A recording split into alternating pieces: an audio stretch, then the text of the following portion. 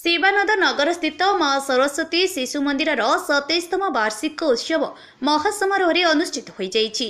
उक्त उत्सव में विद्या मंदिर परिचालना समितिर सभापति माननीय डॉक्टर सुरेंद्रनाथ पाणिग्राही पौरोहित्य करथिबा बेले मुख्य अतिथि माननीय श्रीयुक्त चिकिटी विधायक मनोरंजन द्यान सामंतरा प्रदीप प्रज्वलन करी कार्यक्रम शुभारंभ करथिले।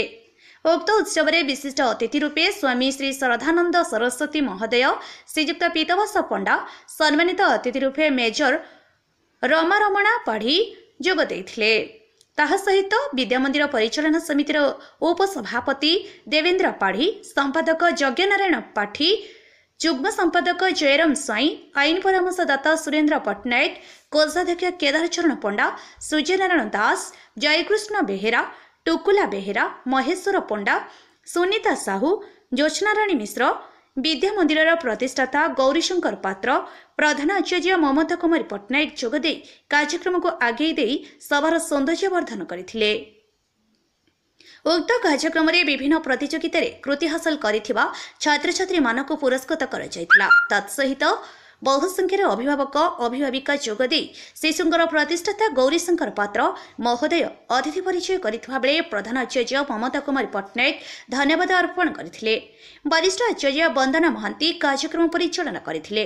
विद्या मंदिर वरिष्ठ आचार्य बलराम साहू समेत समस्त आचार्य पुण्यप्राण सहयोग करी कार्यक्रम को साफल्य मंडित करथिले। निश्चित भाव में आज माँ सरस्वती विद्या मंदिर 27तम वार्षिक उत्सव आज मुझे जोग देती। ये अनुष्ठान प्राय 1600 ऊर्ध्व पिला अध्ययन करछंती।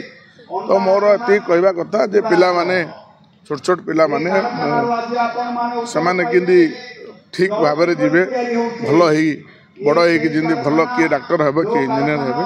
तो मु सर्वप्रथम सब अभिभावक अभिभाविका एवं यही स्कूल रो समस्त परिचालना गुरुजी गुरुमा समस्त गोटे कथा रखिली जे आम समस्ते निज निजर कर्तव्य जमी करवा जो द्वारा जो जो कर्तव्य आमको मिली से कर्तव्य निष्ठा है आम काम करवा निश्चित भाव में आम जो अनुष्ठान जो पिला माने अध्ययनरत अच्छे से दिने ना दिने किए डाक्टर किए इंजीनियर किए वैज्ञानिक हो निश्चित भाव में आगू जीव।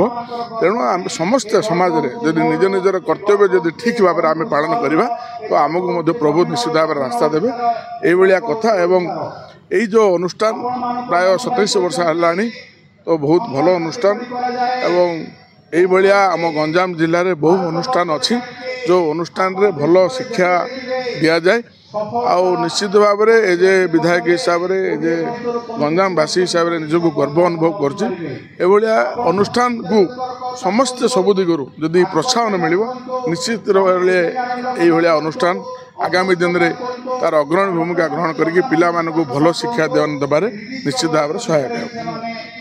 मो ना श्रीमती ममता कुमारी पट्टनायक मो माँ सरस्वती विद्या मंदिर शिवानंद नगर प्रधानाचार्य अटे। आज आम विद्या मंदिर 27तम वार्षिक उत्सव पालन महाडंबर करुछि।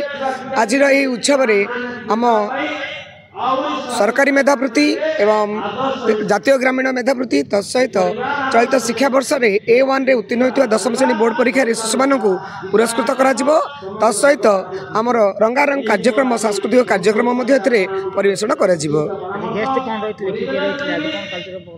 आज यही 27 वार्षिकतम उत्सवर सभापति अटंती आमर माननीय श्रीयुक्त डॉक्टर सुरेंद्रनाथ पाणिग्राही, विशिष्ट अतिथि स्वामीजी श्रद्धानंद सरस्वती, मुख्य अतिथि माननीय श्रीयुक्त मनोरंजन द्यान सामंतरा, सम्मानित अतिथि डॉक्टर मेजर रमा रमण पाढ़ी तत्सहित आम परिचालना समितिर समस्त सदस्यवृंद आज यही मंच में उपस्थित रही।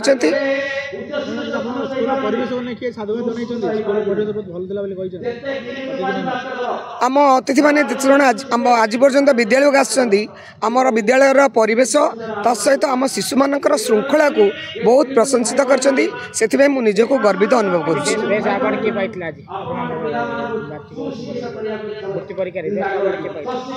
चलित शिक्षा वर्ष तृतीय श्रेणी और पंचम श्रेणी मेधावृत्ति परीक्षा दुईटी जाकर प्रथम स्थान आम विद्या मंदिर अधिकार कर। तेणुक तृतीय द्वितीय प्रथम श्रेणी आमर आम विद्यालय पंचम आम विद्यालय शिशु प्रथम स्थान अधिकार कर आज आम समस्ते बहुत खुशी अच्छु आज से शिशु मानक आज मंच पुरस्कृत कर